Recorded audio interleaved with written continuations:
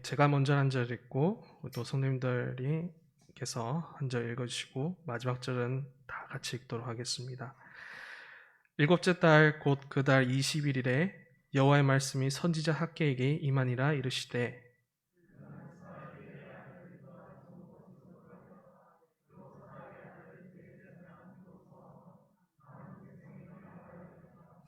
너희 가운데 남아있는 자 중에서 이 성전의 이전 영광을 본 자가 누구냐? 이제 이것이 너희에게 어떻게 보이느냐? 이것이 너희 눈에 보잘것없지 아니하냐?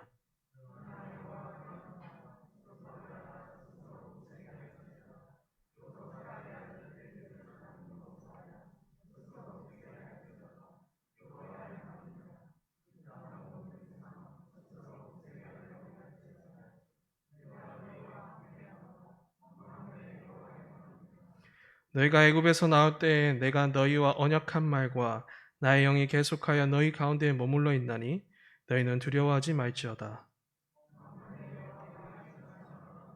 조금 있으면 여호와 하늘과 땅과 바다와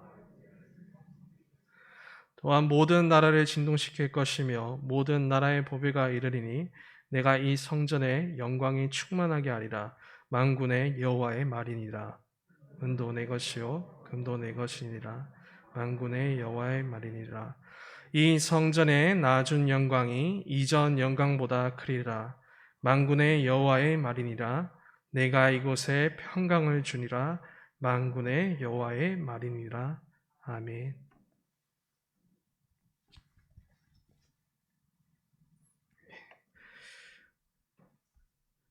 언제쯤 이 마스크를 벗고 자유롭게 있을지 실내에서도 계속 같이 이게 쓰면서 찬양 부르니까 되게 답답했는데 이렇게 벗으니까 너무 시원하고 좋은 것 같습니다. 이렇게 저만 벗어서 죄송합니다. 일단 오늘 같이 함께 본문을 또 살펴보게 되었는데요. 우리는 계속해서 학개서를 이렇게 한 달 만에 다시 보게 되었습니다. 오늘 본문의 시작은 여호와 하나님께서 학개 선지자를 통해 말씀하시는 그 장면과 그리고 그 배경들이 나타납니다. 제가 계속 1장에서도 말씀드렸듯이 학개서는 분명한 그런 배경과 그리고 그 시간대 속에서 나타났음을 말씀드렸습니다. 이것처럼 오늘 2장의 말씀도 똑같이 그렇습니다. 하나님의 계시는 항상 역사 속에서 맞추어 주셨기 때문에 학개 선지자에게 주신 말씀이 어떻게 주어졌는지 오늘 2장에서는 특별히 어떻게 주어졌는지 살펴보는 것도 중요합니다. 그래서 1절을 보시면은 여호와의 말씀이 임한 날짜가 나타납니다. 지난번 살펴본 첫 번째 메시지는 앞장에 가시면 살펴볼 수 있을 텐데요. 여섯째 달 초하루에 나타났습니다. 그러니까 유대력으로 나타나면 그런 6월 1일에 나타났죠. 근데 거의 한 달 반쯤 지나서 이 두 번째 말씀은 언제냐? 일곱째 달 20일에 지금 두 번째 여호와의 말씀이 임합니다. 특별히 이 여호와의 말씀이 이 두 번째로 임한 이 일곱째 달은 매우 중요한 의미를 가지고 있습니다. 유대인들에게 있어서 이 달은 그동안 열심히 지은 농사를 마무리하고 그리고 추수를 기념하고 또한 새해를 시작하며 그런 축제 시간을 보내는 시간입니다. 그래서 이달 첫날은 새해 첫날을 기념하는 나팔절을 보내고 또한 그 다음 10일 뒤에는 속죄를 지내고 그리고 그 다음 15일과 21일째에는 7일 동안 옛 광야의 초막 생활에서부터 지켜주신 여호와 하나님을 찬양하면서 그의 언약을 기념하고 이와 더불어 추수를 기념하는 초막절을 보냅니다. 그렇기 때문에 오늘 본문이 주어진 이 시간대 일곱째 달 20일은 이 초막절 기간 가운데 주어진 하나님의 말씀입니다. 이렇게 다시 성전에 짓는 돌아온 유대인들이 맞이한 이 초막절 기간 속에 이들은 여호와의 인자와 자비를 기억하며 이 시간을 보내는 것처럼 우리는 생각할 수 있습니다. 하지만 이 기쁨의 시간과 이 축제의 시간 속에 이들은 기뻐하기보단 불편함과 걱정을 하고 있습니다. 그동안 성전 공사를 방치한 죄로 인해서 농사가 잘 안 되어서 추수를 기념하기에는 너무 보잘것없는 상태였고 그리고 무엇보다도 다시 회개하는 마음으로 성전을 이렇게 짓고 있지만 너무나도 보잘것없어 보였기 때문입니다. 그러니까 새해니까 뭔가를 기념하고 뭔가를 이렇게 하나님 앞에 영광을 올려드리고 싶은 마음이 크지만 지금 해놓은 것이 없고 그리고 성전에 보잘것없는 모습을 인해 낙심하고 있을 수 있는 그런 상황들인 거죠. 더군다나 이 초막절 기간 속에서 이 유대인들은 이 절기 속에서 옛 영광의 모습들을 또한 기억했을 겁니다. 광야의 성막 가운데 여호와 하나님의 그런 영광스러운 임재와 기적들, 그리고 지금과 비교할 수 없는 크고 화려한 솔로몬의 성전과 그곳에 임한 하나님의 이 영광들을 듣고 기억하면서 이 기간을 보냈을 겁니다. 근데 이러한 과거를 기억할수록 제가 아까 말씀드렸다시피 그런 현실한 초라함들이 더욱더 도드라져 보이게 되는 상황입니다. 기초공사를 지나서 조금 더 공사를 끝낸 그런 형편없는 성전과 근데 그와 반해서 옛날에 들었던 그런 하나님의 성막의 그런 위대함과 그리고 솔로몬의 성전의 크고 화려함을 견주어 볼 때 지금 우리의 이 유대인들의 상황은 이 공동체의 상황은 참으로 조금 낙담하고 낙심할 수 있는 상황인 거죠. 그래서 이런 생각들 들 수도 있을 겁니다. 과연 지금 지어져 가는 이 성전 속에 그 옛 과거처럼 그런 하나님의 영광이 임할 수 있을까? 아니면 하나님께서 우리가 그 옛 과거처럼 짓지 못해서 혹여나 우리를 떠나시지 않을까? 만약 추수라도 잘 되었으면 좋았을 텐데 드릴 것도 없고 지은 것도 별품 없는 상황 속에서 이들의 축제 기간 속에는 낙담과 낙심이 가득한 상황 가운데 있습니다. 이러한 상황 속에서 여호와께서는 당시 총독인 스룹바벨과 대제사장 여호수아와 백성들에게 이제 말씀하기 시작합니다. 본격적으로 그 말씀이 3절에서 나타나는데요. 3절에서 여호와 하나님께서 그 낙심하는 그 지도자와 공동체 전체를 향해 이렇게 물으십니다.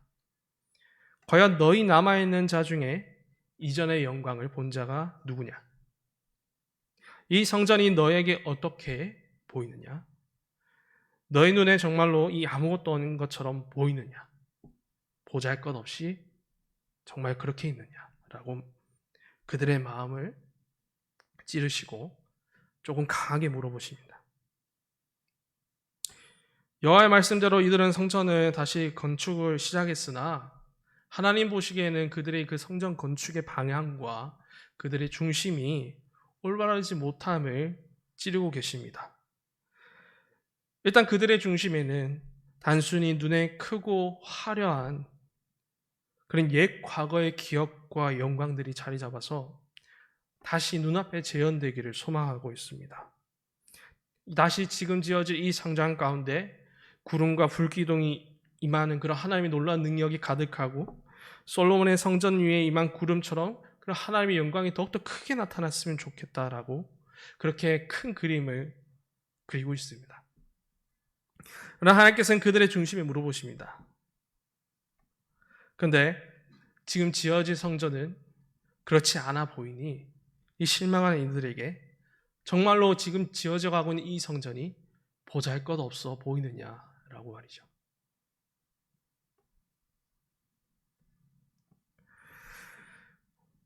물론 완성되지 못했기 때문에 그들의 마음속에 보잘것없다라고 그 마음이 가득할지도 모르겠습니다.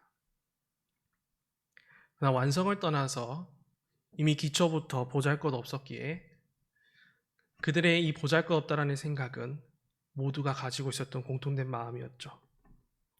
근데 지금 이러한 하나님의 질문은 신약의 성도들인 우리들에게도 동일하게 주어지는 것 같습니다. 학계 1장의 말씀을 통해 보았듯이 우리가 이 성전을 지으라는 이 명령은 신약의 성도들에게 있어서는 스스로가 하나님께서 임하시는 그 성전임을 알고 성령의 역사 속에서 개인의 경건과 그리고 그리스도의 몸인 교회를 함께 세워가야 함을 말해주고 있었습니다. 하지만 그리스도의 몸을 세워가야 된다는 그 분명한 하나님의 명령 앞에서 우리는 오늘 이 유대인들과 같이 조금 다르게 다른 순종의 방향으로 나아가려고 하고 있습니다. 거룩한 명령 앞에서 왜곡된 순종으로 말이죠. 지금 유대 공동체들의 그런 마음의 중심과 같이 그 옛 과거의 모습처럼 그런 크고 화려함으로 그리스도의 몸을 지어가고 그리고 자신의 경건에 힘쓰려 하는 것입니다. 이를 대표적으로 보여주는 것이 우리 오늘날에 많이 이루어지는 교회 건축들이 있습니다. 모든 교회 건축을 제가 비난하고 비평하는 게 아니라 물론 필요한 것들이 있겠죠. 그런데 과다한 부분들이 있어서 이런 것들을 가져와 보았습니다. 교회 건축을 위해서 많은 교회들은 어떤 교회들은 하나님의 영광이 이 땅에 가득함을 가득하게 보여주고자 많은 시도들을 하고 있습니다. 그래서 4, 5년 전에 조사된 그런 19년도의 그런 기사에 따르면 그 당시 금융감독원에서 교회에서 대출해 낸 그런 총 부채가 얼마인지를 조사를 했었는데요.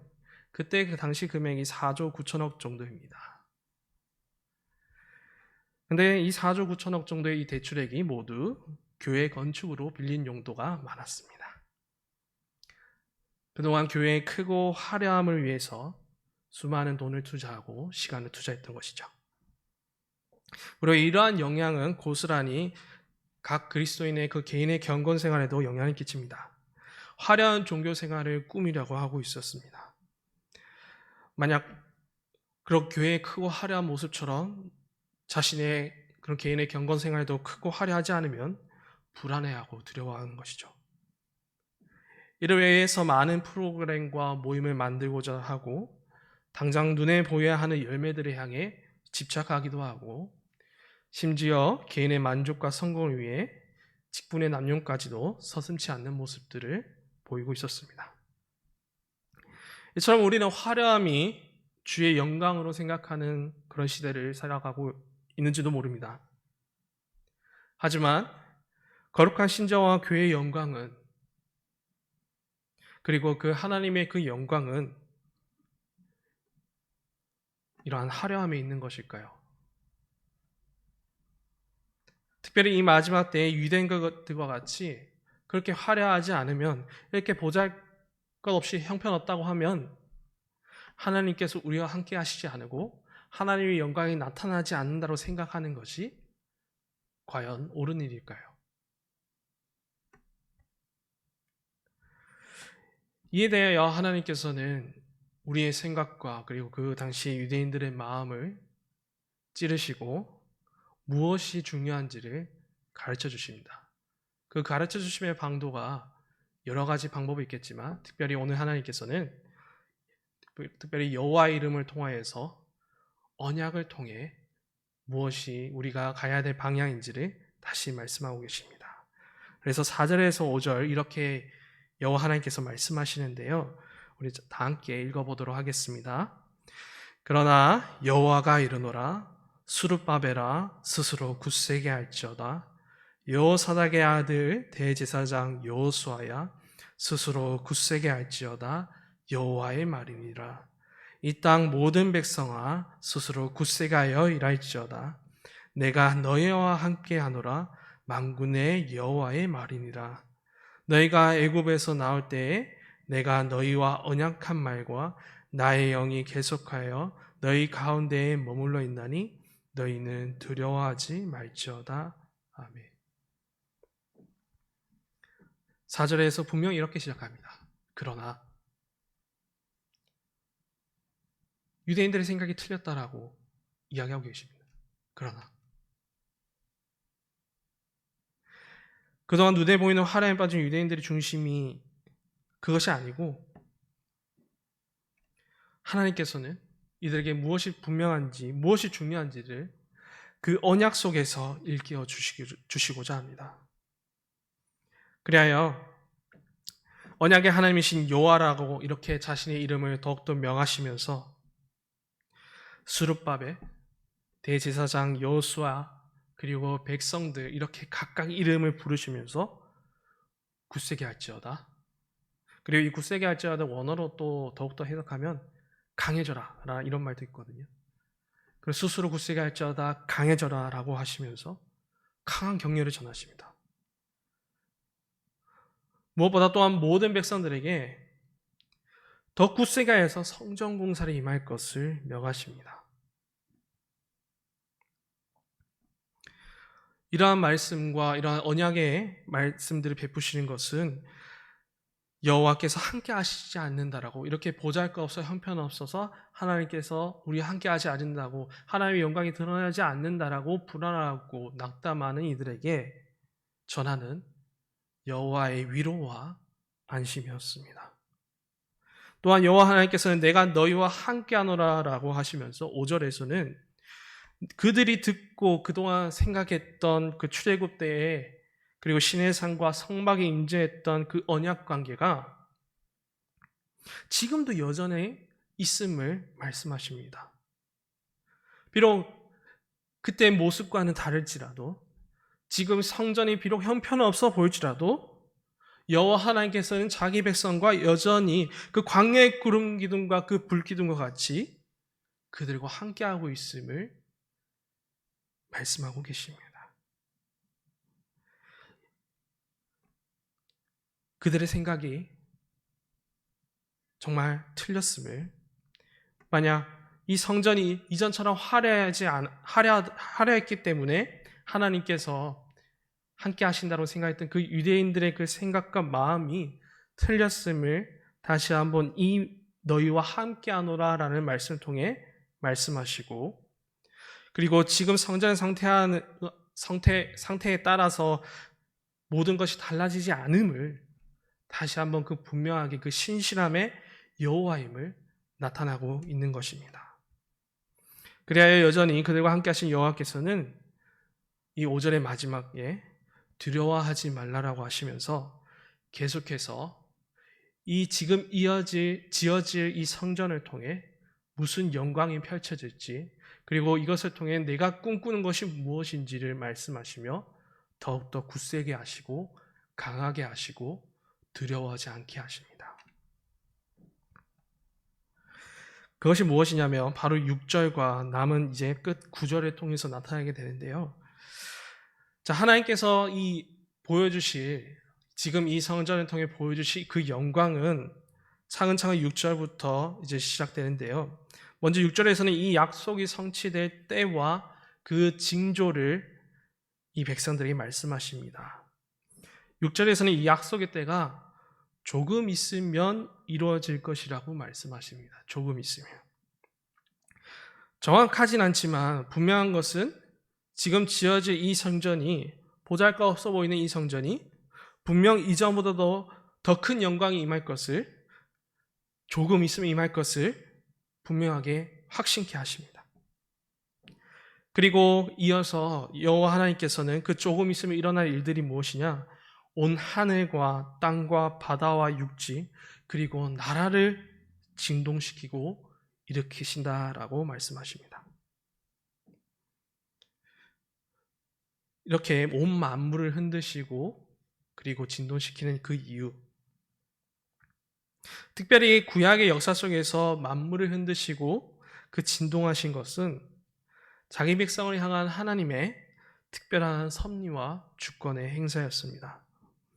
모세를 통해서 땅과 바다를 흔드셔서 홍해를 가르게 하신 것, 그리고 구름과 불기둥으로 또한 그들을 인도하신 것, 그리고 가나안 땅의 여리고성을 흔드셔서 그 약속의 땅을 정복하게 하신 것, 그리고 애국과 그리고 아수르와 많은 제국들을 흔드시고 심판하신 것 등 이 수많은 구약의 역사를 통해 하나님께서는 자신의 전능하신 그 주권과 능력을 행사하시고 성취하셨습니다. 그러니 이 성전, 지금 지어질 이 성전을 통해서도 이 여호와 하나님께서는 그 이전에도 했던 것처럼 분명하게도 이 온 땅을 흔들며 나타나는 이 주권적인 행사와 섭리를 통하여서 이 성전 가운데 주어질 이 영광이 회복될 것을 약속하신 것입니다. 그리고 이어서 7절에서는 특별히 모든 보배가 임한다라고, 그리고 그 모든 보배가 임함으로 통해서 이 성전의 영광이 충만해질 것을 나타내고 약속하고 계십니다. 특별히 이 모든 보배에 대해서 많은 해석들이 존재하지만 그 많은 해석들 가운데 이것을 그리스도라고 많이 해석하지만 저는 여기에서는 그리스도가 아니라 이 모든 보배가 은과 금이라고 해석하는 것이 옳다고 봅니다. 그건 왜 그러냐면 8절에서도 은과 금의 주인이 하나님이라고 말씀하시면서 이 7절에 나타나는 의미를 더 풍성하게 하고 있기 때문이죠. 자, 그렇다면 7절에 모든 보배가 이 성전에 임하고 그 영광이 충만해질 거라는 것은 이 솔로몬의 성전에 대한 그 영광, 그들이 생각했던 그 솔로몬의 성전의 그 영광보다 더 크게 임할 것을 나타내고 있는 것입니다. 그들이 과거에 기억하고 있었던 그 솔로몬 성전의 그 영광은 무엇이었냐면 솔로몬 시대 때 지어진 건축물 가운데 금으로 안 지어진 건물이 없었습니다. 그만큼 부하고 충만한 상태를 그런 솔로몬의 시대였죠. 그리고 이 솔로몬 시대 때 이 솔로몬 성전 가운데 많은 이방 나라들이 또한 절하며 하나님을 경배하면서 은과 금을 바쳤습니다.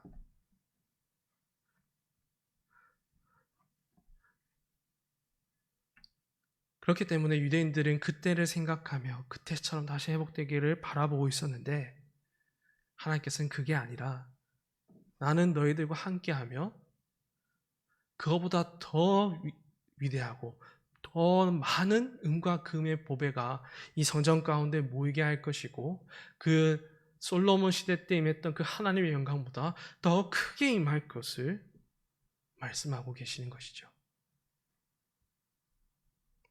지금 비록 초라해 보여도 아무런 은과 금이 없는 그런 상태일지라도 조금 있으면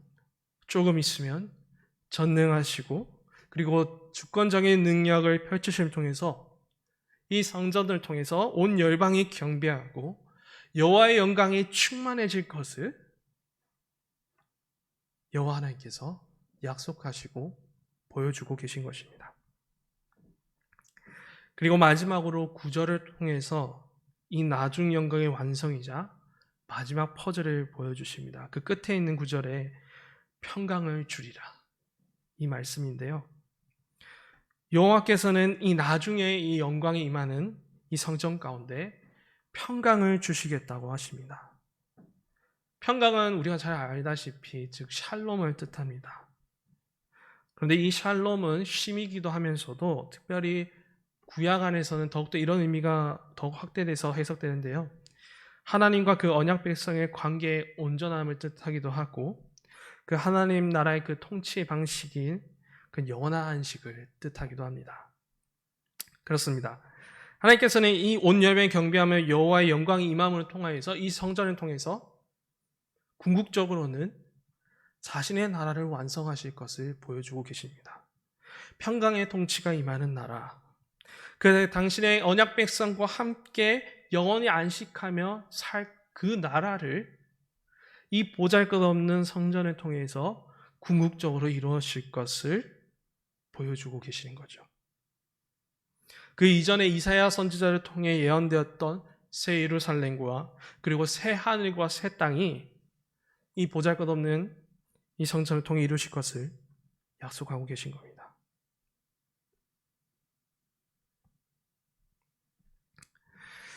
이렇게 저희는 오늘 이 두 번째 메시지를 이렇게 조금 살펴보았습니다. 너무 빠르게 한 건지 모르겠는데 제가 속도를 잘 조절해야 되는데요. 차근차근 잘 따라왔으리라 생각됩니다.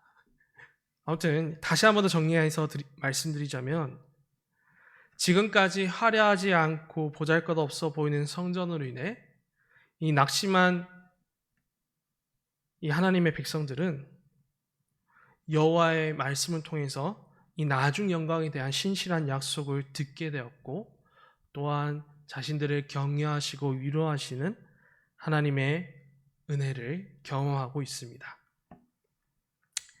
그렇다면 이러한 약속의 말씀들은 통해서 당시 유대 공동체의 반응은 어땠을까요? 이거 약속은 약속이지 지금 이 상태인데 뭘 어떡하겠어 라고 생각하고 있었을까요? 뭔 약속인 약속이지만 어떻게 다시 망치를 들고 성전을 지을 수 있을까?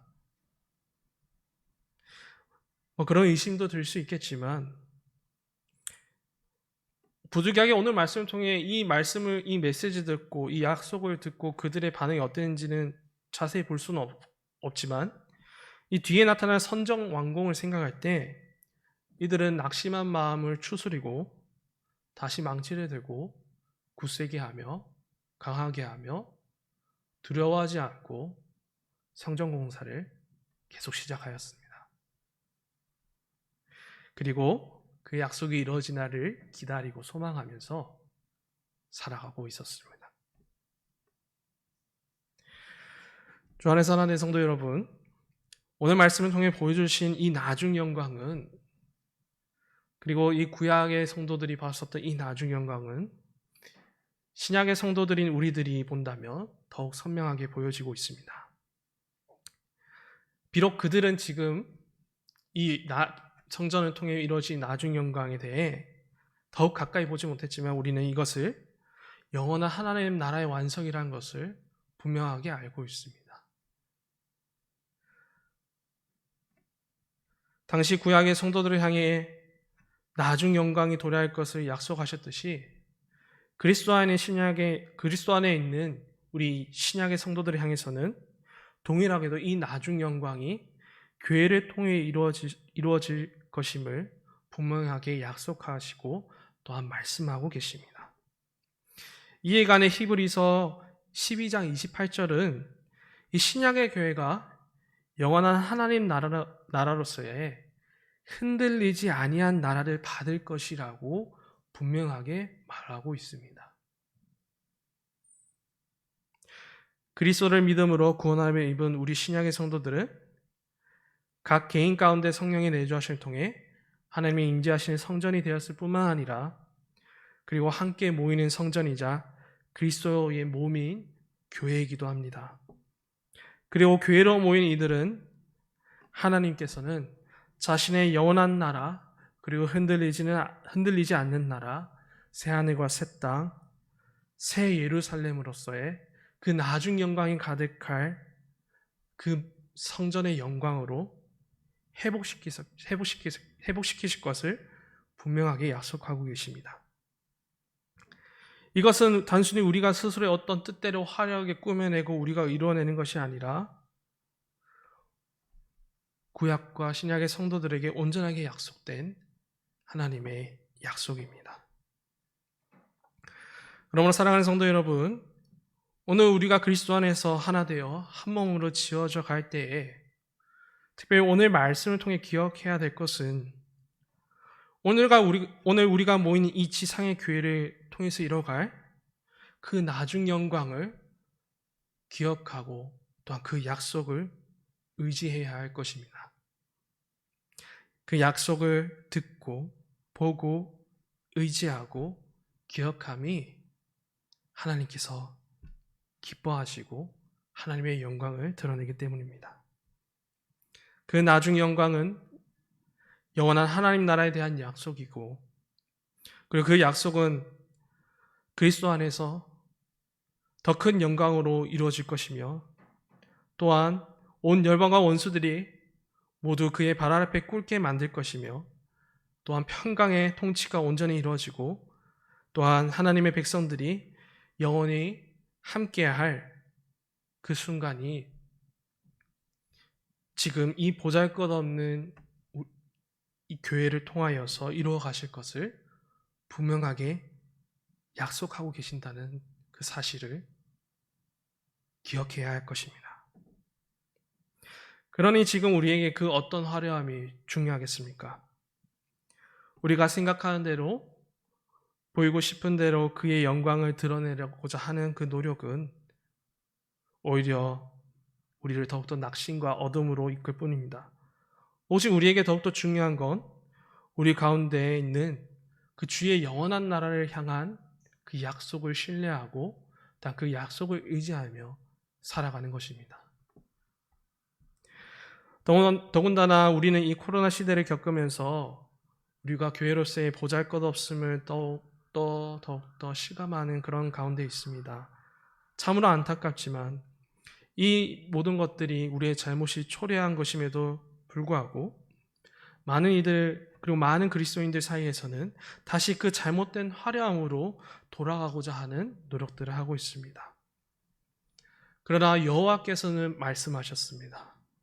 거기에는 자신의 영광이 임하지 아니하고 그저 보잘것없는 지금의 교회일지라도 굳세어라, 두려워하지 말라, 내가 너희와 함께함이라, 그리고 나중 영광을 기억하며 살아가라고 말씀하고 계십니다.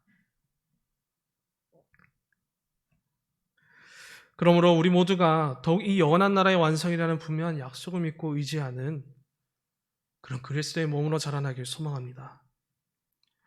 화려함으로 치장한 종교가 아니라 우리가 모인 교회 속에서 주님의 약속을 더욱더 신뢰하고 의지하고 또한 듣고 경험하길 소망합니다.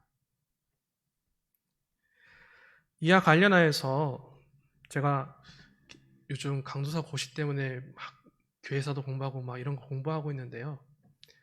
오늘 말씀과 연결되어 이 교회사의 하나의 대목이 너무나도 계속 마음을 올리고 기억나게 하는 대목이 있었습니다. 바로 스코틀랜드 언약도에 대한 이야기입니다. 우리 성도님들도 아시는 분은 아실 것 같은데요. 이 스코틀랜드의 언약도들은 하나님의 이 신실한 약속을 붙들고 살아갔던 자들이었습니다. 그래서 하나님의 그 약속 때문에 죽어나가기도 하고 도망나가기도 하고 그리고 핍박받기도 하고 참으로 많은 어려움을 겪었습니다. 그러나 그런 어려운 상황 속에서도 그들은 그런 도망자의 신세 속에서 그리고 날마다 순교의 피를 흘리는 그 가운데서도 그런 어려운 상황 가운데서도 그 보잘것없어 보이는 그런 상황 가운데서도 하나님께서 우리와 약속하셨고 우리는 그리스도 안에서 그 약속이 보증되었음을 확인하며 그 약속을 기다리며 살아가길 스스로 맹세하며 언약도들이 되기를 선택하였습니다.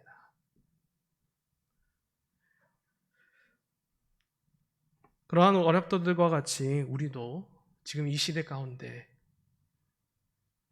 주님의 약속을 더욱더 믿고 특별히 그 영원한 나라를 더욱더 소망하면서 우리에게 주어질 망치를 들고 다시 교회를 지어나가길 소망합니다.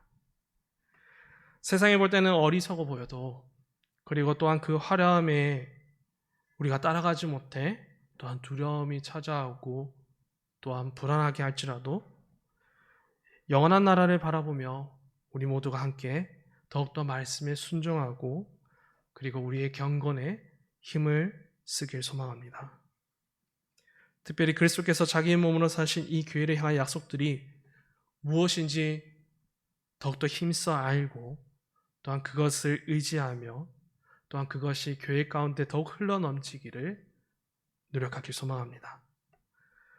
또한 겸손한 마음과 우리가 하나의 약속 안에서 모여서 그리스도의 몸으로 지어져가는 우리 하늘의 교회가 되길 주님의 이름으로 축복하고 소망합니다. 우리 지금 이 시간 찬송가 210장